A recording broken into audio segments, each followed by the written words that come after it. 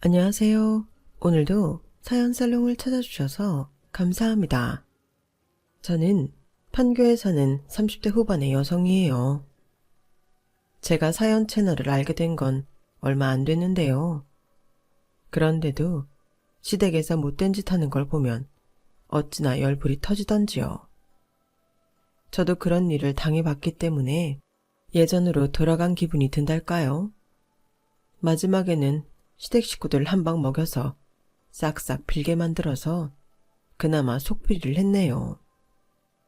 잘해줄수록 고마움을 모르고 더 내놓으라는 인간들이 있잖아요. 시댁이라는 인간들이 딱 그랬어요. 요즘 들어 저도 제 이야기를 어딘가에 꺼내놓고 막 공감받고 싶어서 오늘은 용기 내어 이렇게 사연을 보내요. 저는 어릴 때부터 이과에 관심이 많았어요. 대부분 여자아이는 인형놀이나 예쁘게 꾸미는 걸 좋아한다고들 생각하잖아요. 그런데 저는 조립하거나 그림을 맞추거나 뭔가 꼼꼼히 따져보는 걸 좋아했어요. 엄마는 그런 제가 더 활달할 수 있도록 수영과 스케이트 등록을 해서 매일 운동을 다니도록 했어요. 가만히 앉아서 한 가지 생각에 빠져들다 보면 몸을 움직이지 않게 되고 그러면 건강도 나빠지고 성격에도 영향을 미친다고요. 현명하신 엄마 덕분에 저는 멘탈도 몸도 웬만큼은 단단하게 큰 것 같아요. 엄마는 원래 교육 전공을 하셨는데 아빠가 돌아가시고 난 후 아빠가 하시던 무역 유통 사업을 이어서 하게 되셨어요. 물론 잘 알려진 회사도 아니고 규모도 작았지만 아빠가 안정적으로 잘 운영하셨기에 엄마는 큰 어려움이 없었다고 하셨어요.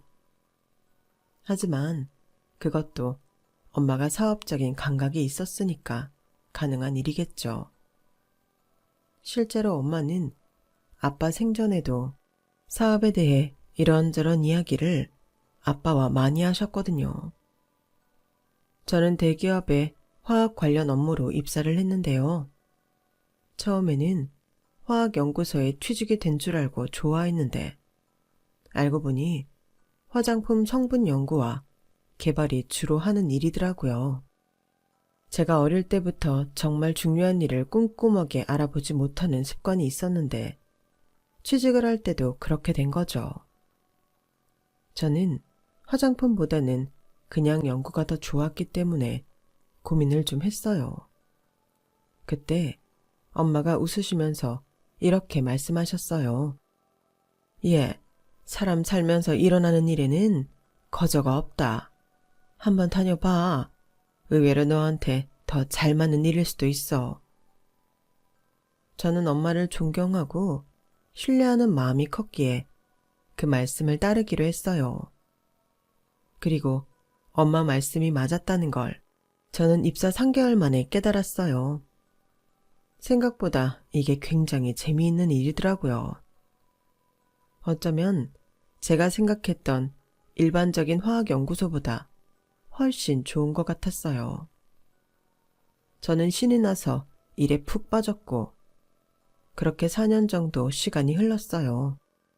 무남 동료인 제가 남자친구도 안 만나고 결혼에는 관심도 없으니 엄마는 슬슬 걱정이 되기 시작하셨나 보더라고요. 슬기야, 일은 일이고 인생의 꽃은 사람과의 관계인데 우리 슬기는 왜 이렇게 남자 사귀는 일에 관심이 없을까? 엄마, 이성관계만 관계야? 나 친구들 많아. 남사친도 많고. 그러니까 그 남자 사람 친구만 너무 좋아하지 말고 이성적인 남자도 한번 만들어 봐. 엄마 사위도 보고 싶고 손주도 보고 싶어. 우리 엄마 나이 드셨네. 예전에는 일이 최고인 것처럼 말하더니. 물론 일 최고지. 근데 엄마가 인생에서 제일 잘한 일은 그 최고라는 일을 잘하는 게 아니고 아빠 만나고 너 낳은 거야. 우리 슬기한테도 그런 마음 들게 하는 사람 생겼으면 좋겠어. 엄마 말은 은근히 감동이었어요. 안 그래도 그 즈음에 마음이 가는 사람이 있었는데 조금씩 관계가 진전되고 있는 참이었어요. 좀만 기다려봐. 어쩌면 엄마가 말한 그런 사람 데려올 수도 있어. 어머, 정말? 어떤 사람인데? 아니, 왜 진작 엄마한테 말 안 한 거야? 사람 일 어떻게 될지 모르는 거잖아. 좀 소심한 것 같고. 나이는 많이 들었는데 회사를 늦게 들어온 케이스야. 그래서인지 좀 주눅이 든 것 같아서 마음이 갔는데 그 사람도 나한테 차갑게 굴어서 점점 친해지는 중이야. 아우, 인생이 정해준 네 짝이면 참 좋겠다. 저는 인생이 정해준 짝은 없다고 생각했지만 그 사람이라면 괜찮지 않을까 생각했어요. 저희는 같은 회사였지만 부서는 달랐어요. 그 사람은 마케팅 담당이었는데 저랑 동갑인 나이에 회사에 들어와 자기보다 어린 신입들과 어울리려고 애를 쓰는 게 좀 딱해 보였죠. 제가 마케팅팀을 만날 일은 별로 없었지만 회의할 때나 식당에 내려갔을 때 자꾸 눈에 보이는 사람이었어요. 바로 그 사람이 저의 전 남편이 되었네요. 그런데 엄마가 말씀하신 인생이 정해준 짝은 아니었던 것 같아요. 저는 그 사람이 회사에 빨리 적응하기를 바라는 마음으로 분위기라든가 각 팀마다 특징 같은 것도 알려주고 회의 전 이런저런 코치도 해주었어요. 남편은 그런 저를 고맙게 여겼고 밥 한 번 산다더니 진짜 아주 괜찮은 레스토랑을 예약해서 저를 초대하더라고요. 그날 이후로 저희는 사귀게 됐고요. 처음에는 회사에 비밀로 하고 있다가 몇 달 후 우연한 자리에서 저희 팀 사람들과 마주치게 되어 제가 그냥 말해버렸어요. 나랑 김상우 씨 사귀는 사이예요. 3달쯤 넘었어요. 제가 이렇게 선언해버리고 남편과 장소를 옮겼을 때 남편은 저한테 감동한 듯 말했어요. 난 솔직히 슬기 네가 끝까지 나랑 사귀는 거 숨길 줄 알았어. 너는 그래도 대리인데 다는 신빙이고 별 볼일 없잖아. 아니, 우리 회사 들어온 사람 중에 별 볼 일 없는 사람이 어딨어. 그리고 사람 좋아서 만난다는데 그게 숨길 일인가? 회사에서 뭐라고 하는 것도 아니고 난 괜찮아. 남편은 진심으로 저한테 반했다며 얼마 안 가 청혼을 했어요. 그때만 해도 저는 이런 게 운명의 짝인가 보다 하고 덜컥 그러자고 했고 양쪽 집안 인사하는 날도 잡았어요. 그리고 제가 먼저 남편 집에 인사를 하러 갔는데요. 시어머니가 저를 꽤나 싫어하는 게 눈에 보일 정도였어요.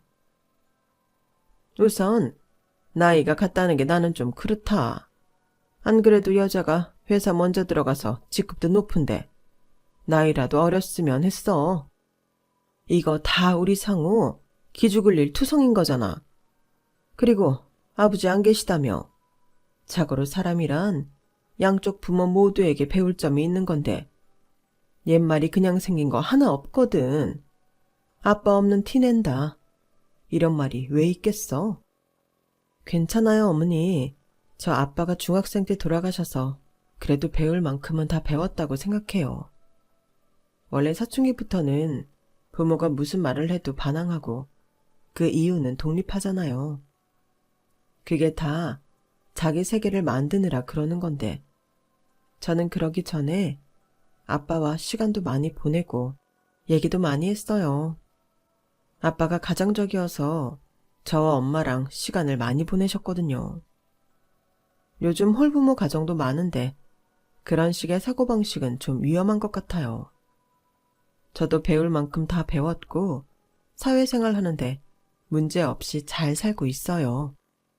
아이고, 한마디도 안 지는 거 보니 기는 센 것 같네. 우리 상우는 그런 애가 아니라 이거 어려울 것 같은데. 상우 씨는 그런 제가 좋다고 먼저 총언한 거예요. 저희도 다 큰 성인이니 일단 지켜봐 주세요.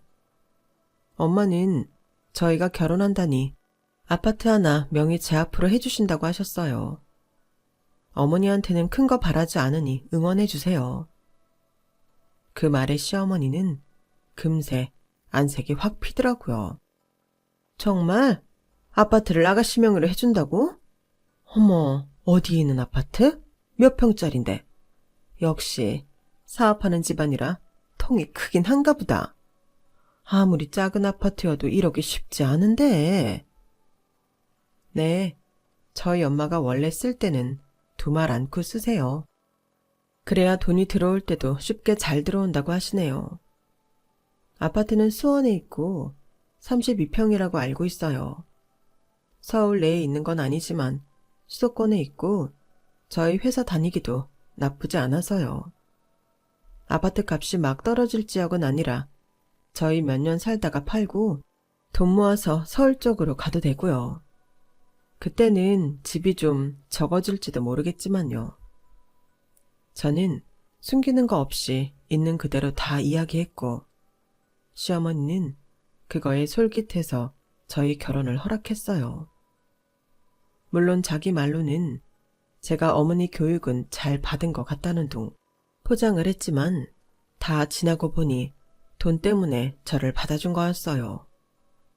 사실 그때 시어머니 말이나 행동이 많이 거슬렸는데 이게 다 제 짝이 아니라서 그렇다는 신호인 걸 알고 그만뒀어야 했어요.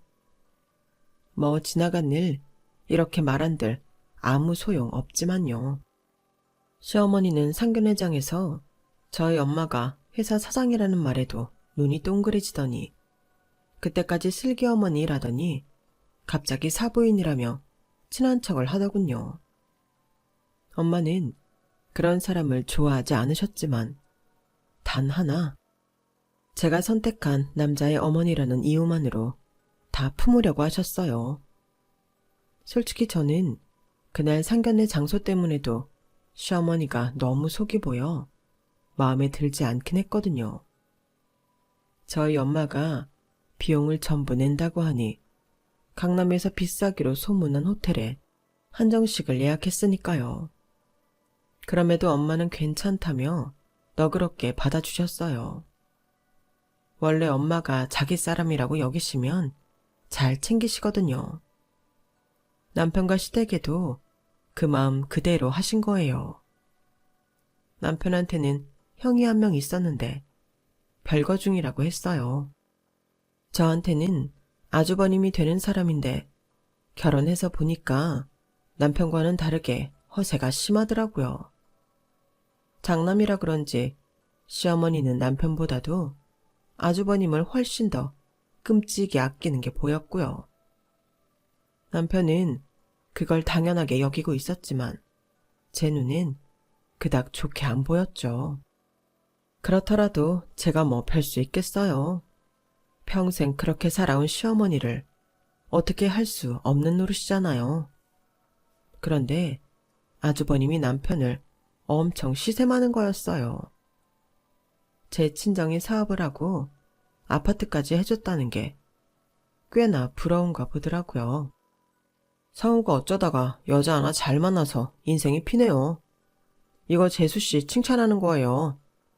나도 재수씨처럼 처가에서 알아서 지원해주는 사람 만났어야 되는데. 아주 바가지라는 바가지는 다 긁히다가 이혼해버렸잖아요. 참네. 아주버님 별거 아니고 이혼하신 거였어요. 저는 별거라고 들었어요. 아, 그게 혹시 저를 좀 이상하게 보실까봐 별거라고 했는데 제가 사업하다가 일이 좀 안 돼서 빚을 졌거든요. 아니, 세상에 그렇다고 나가버리는 마누라가 어디 있어요? 정말 의리 없지 않아요? 집 팔아서 빚 갚고 엄마 집 들어온다고 그거 싫어서 이혼하는 건 진짜 정없다고 봐요. 이렇게 이혼하게 된 게 차라리 잘된 일이지 싶네요. 아, 그래서 지금 본가에 들어오셔서 같이 사시는 거군요. 그런 일 있으신지 전혀 몰랐네요.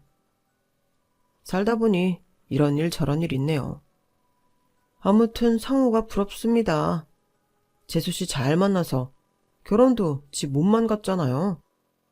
남편과 다르게 아주버님은 자기 이야기를 솔직히 잘 하더군요. 남편과 저는 공동생활비만 같은 통장에 넣고 나머지 돈은 알아서 각자 쓰기로 했는데 가만히 보니까 시댁 생활비도 보태주고 아주버님 용돈도 대주는 것 같더라고요. 시어머님도 아주버님 용돈을 꽤 주는 걸 봤기 때문에 남편까지 주는 건 과하지 않나 싶었지만 제가 참견할 일은 아닌 것 같아서 알아서 하려니 하고 말 안 했어요. 유난히 장남 챙기는 집안이 있다고 하던데 남편네가 그런가 보다 하며 넘어간 거였죠. 하지만 저희가 결혼하고 얼마 안 있어 아주버님은 친구들하고 실내 골프장 사업을 하겠다고 나섰다가 또 말아먹는 일이 생겼어요. 시어머니한테 재래시장 안에 조그마한 가게가 있었는데 거길 담보로 대출 잔뜩 땡겨서 해줬나 보던데 한 푼도 못 건지고 완전 빚더미에 앉게 된 거였어요. 안 그래도 시어머니는 자기네 생활비 떨어지거나 돈 문제 생길 때만 저한테 연락을 했는데 또 저를 불러내더라고요. 그럴 때만 새애기라고 부르기도 했고요. 그렇다 해도 저는 크게 신경 쓰지 않았어요. 사람이 오죽 급하면 그럴까 싶었죠. 다만 다른 때에는 저한테 냉정하다가 돈 필요할 때만 새애기라고 하며 살갑게 하는 건 좀 섭섭하기는 했네요. 예, 새아가, 우리 지금 살 곳도 내주게 생겼다. 이걸 어쩌면 좋으니? 지금 당장 갈 곳을 구해야 되는데 눈앞이 캄캄하구나. 너 혹시 돈 가진 것 좀 없니? 어머니, 집을 구하는 거면 돈이 꽤 필요한 건데 그만한 돈은 저도 없죠. 상우 씨한테는 연락하셨어요? 상우가 돈이 어딨어. 걔 안 그래도 지영한테 대출도 받아주고 이것저것 챙겨줘서 빠듯한데. 너 아니면 우리 집 돈 나올 데가 어디 있니? 저는 남편이 대출도 받아준 줄은 몰랐지만 평소 하는 걸 보면 충분히 그럴만한 것 같아서 그냥 넘어갔어요. 하지만 저도 집을 구해줄 만큼의 돈이 있지는 않아서 어떻게 할 수 없다고 했더니 시어머니는 눈물바람에 난리도 아니더라고요. 그 주 주말에 저랑 남편이 엄마와 식사 약속을 해서 만나기로 했는데 남편은 그 자리에서 아주 자기네 집일 때문에 죽상이 돼서 앉아있더군요. 그렇게 티를 내야 하나? 마음에 들지는 않았지만 자기 속이 편치 않다는데 뭐 어쩌겠어요. 김서방, 어째 그리 표정이 안 좋아? 무슨 일 있어? 실은 저희 엄마네가 갈 곳이 없어졌어요. 아니, 갈 곳이 없다니 그게 무슨 소리야? 어쩔 수 없이 제가 시댁에 생긴 일을 말씀드렸어요. 그랬더니 엄마는 가만히 생각을 하다가 이렇게 말씀하셨어요. 그럼 서울이나 수도권이 아니라도 괜찮으실까? 우리 별장처럼 쓰는 데가 있는데 2층 주택이고 시내랑 가까워서 사는 데는 큰 문제가 없을 것 같아. 당장 가실 데 없으면 거기서 계시면서 돈 문제도 해결하고 좀 추스르시고 다시 집 알아보시면 될 것 같은데. 그 말에 남편은 눈을 번쩍 뜨더니 바로 시어머니한테 전화를 하더군요. 남편 행동이 그렇게 빠른 건 처음 봤지 뭐예요. 전화를 받은 시어머니는 아주버님까지 데리고 서둘러 저희가 있는 곳에 와서는 바로 그 집에서 살겠다며 엄마한테 약속까지 받아갔지 뭐예요. 시어머니랑 아주버님은 엄마한테 고맙다고 인사하고는 엄마가 사주시는 밥까지 야무지게 얻어먹고 갔어요. 저희가 별장으로 쓰던 집은 태안에 있어서 바닷가도 가깝고 시내랑도 멀지 않아서 꽤 괜찮은 곳이었어요. 게다가 마당도 적당해서 크게 손이 가지 않았고요. 제가 시어머니랑 아주버님이 좀 너무한다고 생각한 건 그렇게 이사를 가고 나더니 단 한 번도 저희 엄마한테 고맙다는 인사를 안 하는 거였어요. 제가 엄마한테 그런 불만을 말하자 엄마는 의연하게 말씀하셨어요. 사람 도와줄 때 그런 거 바라고 하는 거 아니다. 내가 할 수 있는 거 해줬으면 그걸로 된 거야. 앞으로 그 사람들이 잘 일어설 수 있기를 바라야지. 저는 그런 엄마를 또다시 존경하게 됐죠. 남편은 시댁이 태안으로 간 후부터 주말뿐 아니라 주중에도 자주 왔다 갔다 하더라고요. 시어머니는 제가 안부 전화를 하면 늘 불평이었어요. 막상 와보니까 시내 나가기가 생각보다 불편하구나. 물론 차 타고 10분이면 가긴 하지만 기왕이면 가까운 데에 마트도 있고 그러면 좀 좋니? 그리고 집안에 뭐가 너무 없어서 썰렁하다. 네? 집안에 가구랑 전자제품 다 있어서 썰렁하지는 않을 텐데요. 그런 거 말고 냉장고 속말이야. 다용도실도 그렇고 뭐 먹을 게 너무 없으니 사람이 들어오자마자 어찌나 마음이 춥던지. 어머니, 그런 거는 사놓으면 상하거나 벌레 생기잖아요. 필요할 때 사서 쓰면 되는 건 구비해 놓지 않았어요. 그래도 우리가 이사 오기로 했으면 그 정도는 미리 준비해 줬어야지. 아무튼 상호 올 때 네가 흑돼지 부위별로 2kg쯤 사서 보내라. 여기 보니까 마당에서 바비큐 하기 딱이다. 같이 구워 먹을 야채도 좀 넉넉하게 사서 보내고. 하나부터 10까지 저한테 없는 것만 따지면서 투덜댔지만 시어머니는 저희 별장을 10분 활용하고 있더군요. 마당에서 바베큐도 해먹고 파라솔도 세워서 낮에는 일광욕도 하고요. 남편은 시댁이 태안으로 이사가고 6개월이 넘도록 매번 뭘 사다 나르고 자주 드나드니 저도 점점 짜증이 나더라고요. 그러면서 당연히 저희 엄마한테는 소홀해졌고요. 상우씨, 어머니랑 아주버님 잘 챙기는 건 알겠는데 언제까지 이럴 거야? 그리고 우리 엄마한테는 요새 전화도 안 하는 것 같더라? 나는 어머니한테 안부 전화 하잖아.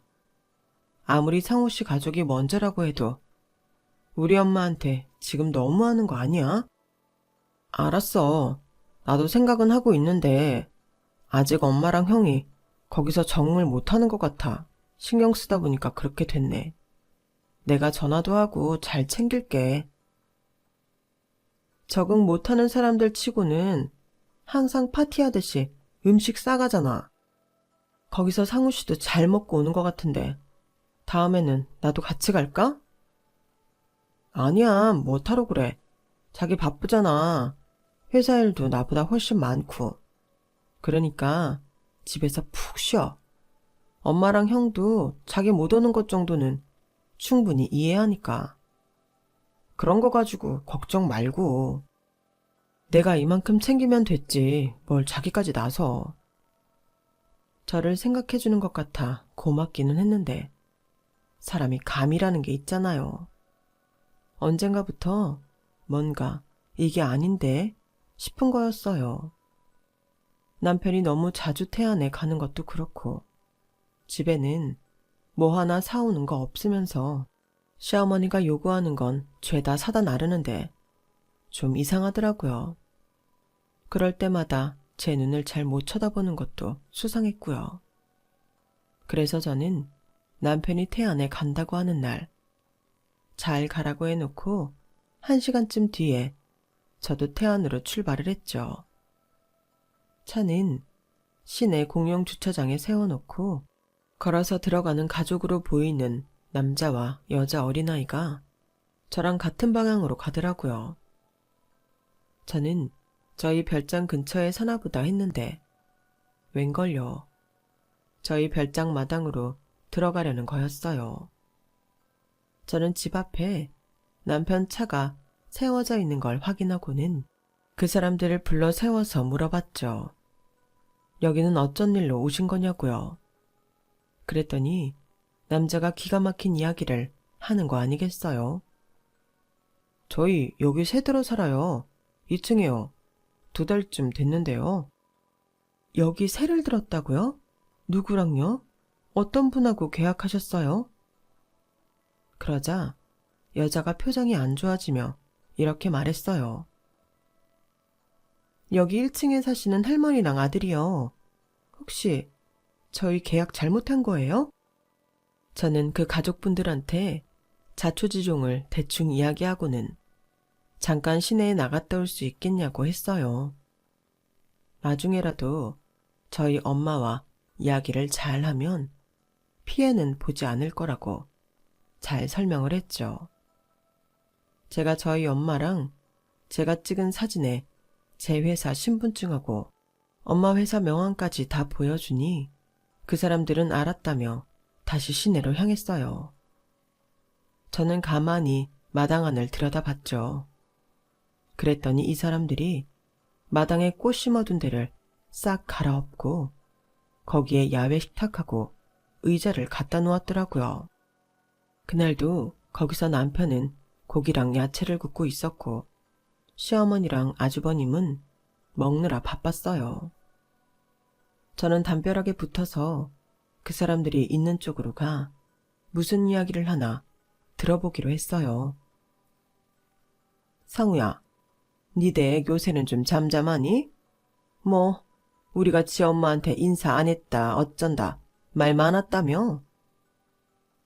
내가 알아서 잘 틀어막고 있으니까 걱정하지 마.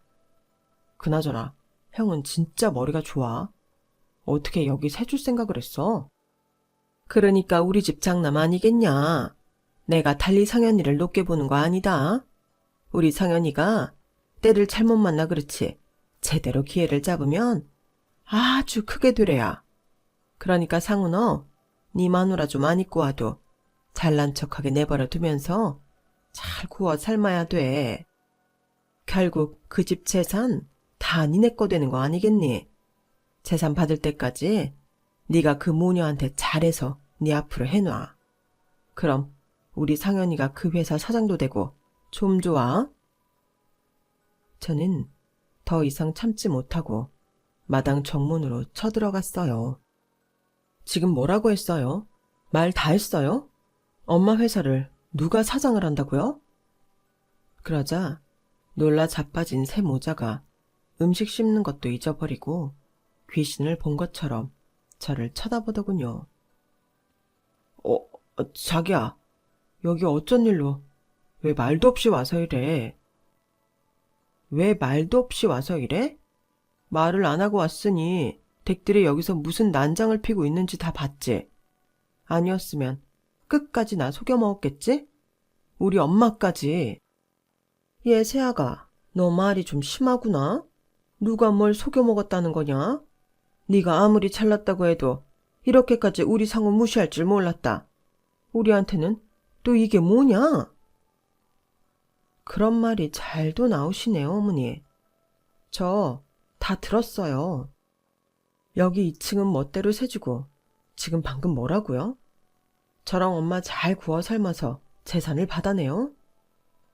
뭐 그런 말 할 수도 있는 거지 뭘 그러냐? 표현이 좀 뭐하긴 했다만 어차피 우리 상호 재산 되는 거 맞잖아. 그런 거 좀 미리 말했기로서니 그렇게 발끈할 일이냐? 재수씨, 이렇게 쳐들어와서 전호사장 들어보지도 않고 이러는 거 아니죠? 저희도 나름 살 방안을 찾느라 새도 주고 한 거예요. 그걸 이런 식으로 매도합니까? 그럼 왜 우리 엄마한테 말씀 안 드렸어요? 제가 그러자 세 사람은 움찔해서는 아무 말도 못했어요. 이거 명의는 저희 엄마로 돼 있는 거 아시죠? 그거 마음대로 세준 거라 전대차법에 걸려서 불법이에요. 애초에 우리 엄마 호의로 여기서 살게 된 거라 댁들은 아무런 권리도 없다고요. 엄마한테 처음 집 빌려주겠다고 한 날만 고맙다 한마디 해놓고 그 이후로 전화 한 번, 인사 한 번 안 하더니 이렇게 마당까지 뒤집어 엎고 일을 벌려요? 그리고 상우 씨, 뭐? 나를 참아주고 산다고? 나는 안 참을 건데 이제 어쩔 거야? 제 말에 남편은 저더러 일단 집으로 올라가자고 했고 저 역시 거기서 그런다고 해결될 거 아니라 일단 올라왔어요. 슬기 너 진짜 이럴래? 엄마도 형도 살아보겠다고 한 건데 거기서 꼭 그렇게 면박을 줘야겠어? 나한테도 그래. 아무리 내가 회사에서는 아직 직급이 없고 너보다 아래라고 해도 집에서는 네 남편이야. 남편한테 그렇게밖에 못해? 지금 이게 무슨 말도 안 되는 소리야. 문제는 너랑 니네 식구가 다 일으켜놓고 나 너로 잘못했다고 뒤집어 씌워? 이건 대체 무슨 경우지? 그리고 내가 언제 상우 씨를 집에서 부하 직원처럼 대했어? 그랬으면 상우 씨가 오만 물건 다 태안으로 실어 나를 때 가만히 있었겠어? 상우 씨야말로 우리 엄마 믿고 그동안 시댁에서 해달라는 거 대출까지 받아가면서 다 해준 거잖아. 나 더 이상 가만히 못 있겠어. 그리고 나야말로 상우 씨한테 속았어. 나에 대해 그렇게 생각하는 줄은 꿈에도 몰랐어. 나야말로 끝이야. 끝이라고. 슬기야, 흥분하지 말고 진정 좀 해. 일단 그 세든 건 장모님이 처리해 주시면 될 것 같아. 그러면 잘 넘어갈 수 있잖아. 엄마한테 말도 안 해놓고 마음대로 세줘놓고 나한테 걸리니까 엄마더러 해결해 달라고? 상우 씨, 진짜 뻔뻔하고 이상한 사람이다. 내가 왜 그걸 여태 몰랐을까? 내가 너무 상우 씨 좋게만 생각했나 봐. 저는 그 길로 집을 나서서 친정으로 갔어요. 엄마가 소파에 앉아서 조용한 음악을 들으며 책을 읽으시는데 눈물이 울컥 나더라고요. 제가 펑펑 우니까 엄마가 놀라서 저한테 다가오시는데 저는 미안하다는 말밖에 할 수 없었어요. 아니 얘가 다짜고짜 뭐가 미안하다는 거야. 대체 왜 그래? 엄마, 내가 정말 사람을 잘못 봐서 엄마까지 험한 꼴 보게 만들고 내가 바보야. 완전 바보라고. 저는 태안에 가기 전에 의심스러웠던 것 하며 태안에 가서 시댁 식구들이 어떻게 하고 있었는지 전부 말했어요. 아니 그거 집 전세 잘못하면 사기로 걸릴 텐데 이를 어쩌냐. 내가 알았으면 못하게 말렸을 텐데 이미 다 사고를 쳤더라고. 뭐 어쩌겠니. 이제라도 집에서 나가달라고 하고 새든 사람들은 내가 어떻게 해줘야 하지 않겠어? 그 인간도 그렇고 그 인간 가족들은 어떻게 이런 식으로구나 몰라. 살 곳 마련해 줬으면 고마워서라도 그러면 안 되는 거 아니야? 그동안 어머니 돈 필요할 때만 나한테 새 얘기라고 하시는 거 다 알고 있어도 받아줬거든. 근데 나도 이제 못 참아.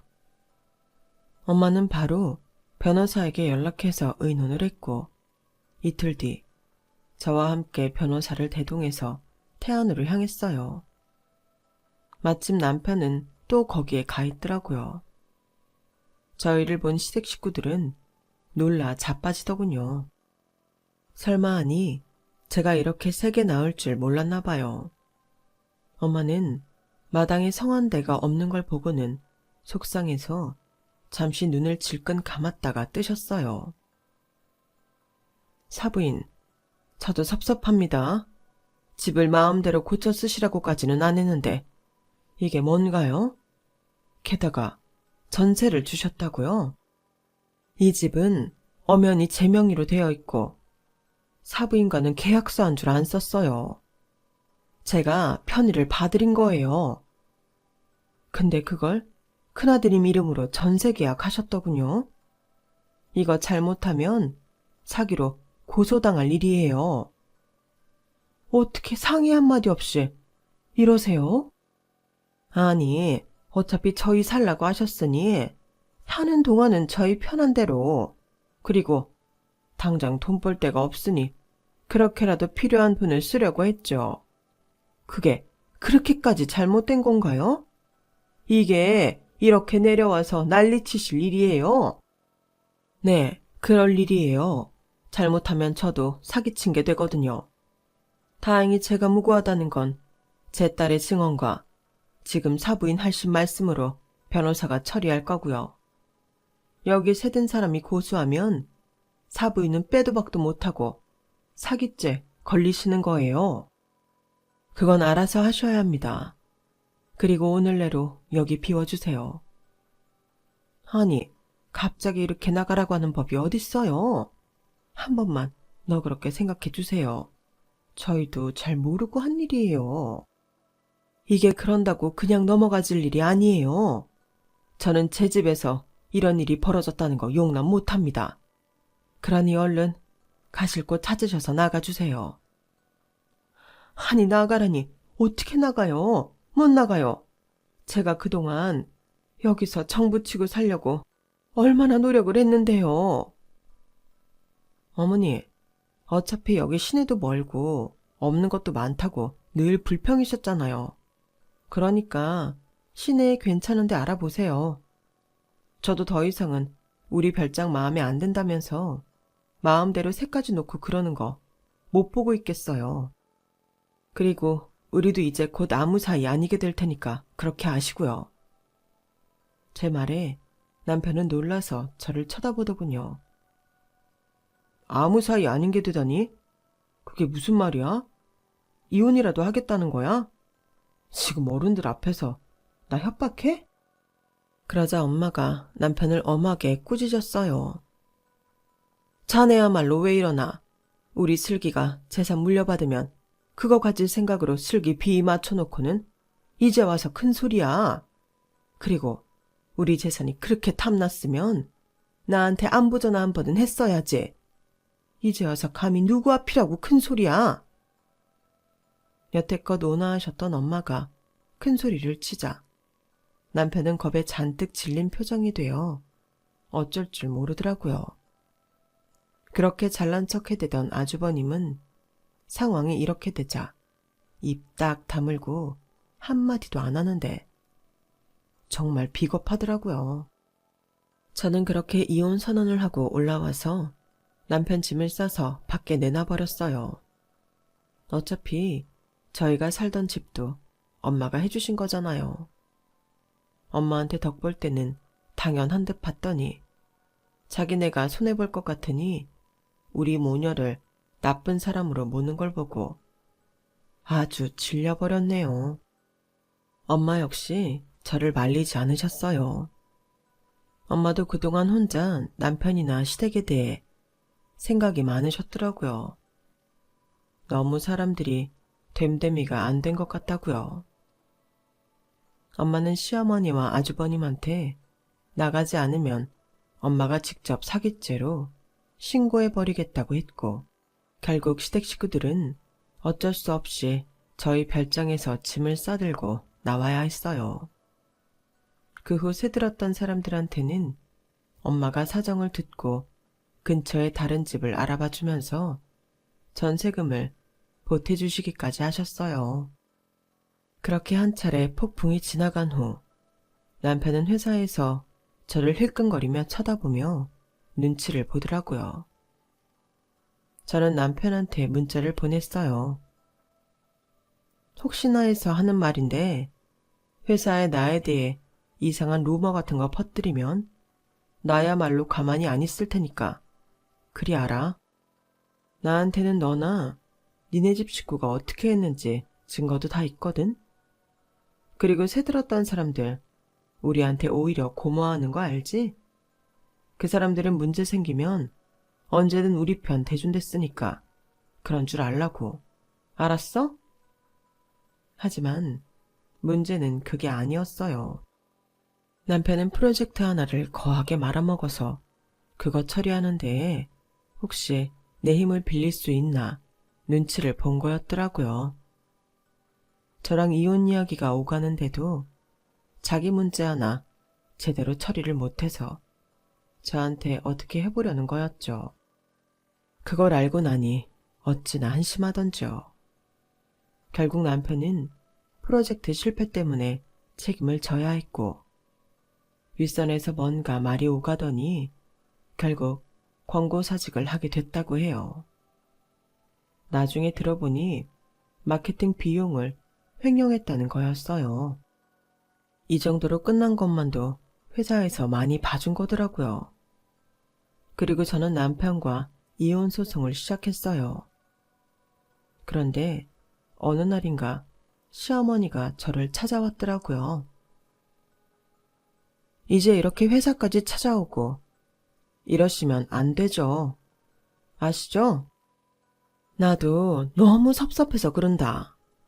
어떻게 우리한테 이럴 수 있니? 아무리 그래도 정을 나눌 시간이 있는데 우리한테 위자료까지 내라고 하다니 너무한 거 아니니? 그러지 말고 위자료는 받지 말아다오. 우리 처지 뻔히 다 알잖아. 이런 말씀을 하시는 것 자체가 너무 어이가 없어요. 저는 어떻게든 받아야겠어요. 지금 얼마나 뻔뻔한지 아세요? 어쩜 있는 사람들이 더하다더니 정말 너무하는구나. 내가 그래도 너를 좋게 보려고 부지 애를 썼는데 돌아오는 게 고작 이런 거냐? 누가 할 소리를 누가 하는지 진짜 모르겠네요. 그렇게 계속 있는 사람들 원망하며 지내보세요. 누가 더 손해인지. 그리고 저희 돈 있다고 유세 떤 적도 없고요. 다만 그쪽 집 도우려다가 이렇게 됐다는 것만 알아두세요. 어머니는 항상 돈 필요할 때만 저한테 새 얘기라고 하고 저한테 따로 연락하셨지.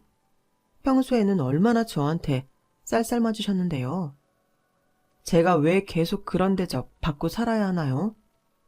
단지 상우 씨랑 결혼했다는 이유만으로 어디에서도 받아본 적 없는 그런 대우 받으며 평생 안 살아요. 그러니 이제 돌아가세요. 다시는 찾지 마시고요. 결국 시어머니는 아무 소득 없이 돌아가야 했고 저는 끝까지 소송을 진행해서 승소하게 됐어요. 그렇게 해서 1,000만 원 정도의 위자료를 받아냈는데 엄마가 별장 망친 손해배상은 하지 않겠다고 하셨네요. 엄마는 끝까지 대인배답게 행동하셨어요. 알고 보니 남편은 처음부터 저희 집 배경을 알고 저한테 공을 들여 잘했던 거라고 해요. 남편이 회사를 나가고 좀 지나서 마케팅 부서 사람에게 듣게 된 이야기였어요. 그 사람도 처음에는 남편이 저를 진심으로 좋아하는 줄 알았는데 결혼하고 나서 함께한 술자리에서 남편이 제가 꼴불견이어도 돈이 있으니 참고 산다며 조금만 참으면 다 자기 세상이라고 했다더라고요. 그래서 이 말을 전할지 고민하다가 술자리에서 한 말이니 잊어버리자 했었다네요. 그 말을 들으니 정말 그 사람은 저한테 진심이 하나도 없었구나 싶어 슬프기도 했지만 이것도 다 경험이라고 생각하고 다 잘 흘려보내려고 해요. 저는 그 이후로도 회사에서 계속 일을 잘 해나갔고 올해에는 팀장으로 승진까지 했네요. 저는 엄마와 함께 여행도 다니고 취미생활도 함께하며 즐겁게 지내고 있는데요. 곧 재혼을 하게 될 것 같아요. 작년부터 사귀게 된 남자가 있거든요. 정말 좋은 사람이라 모두에게 자랑하고 싶을 정도예요. 그럼 제 이야기는 여기에서 마치려고 해요. 들어주신 분들 다들 행복하시고요. 언제나 건강하세요. 감사합니다. 여러분, 사연 댓글에 응원과 현명한 조언 부탁드려요. 좋아요와 구독은 저에게 큰 힘이 됩니다. 오늘도 좋은 일 가득하세요.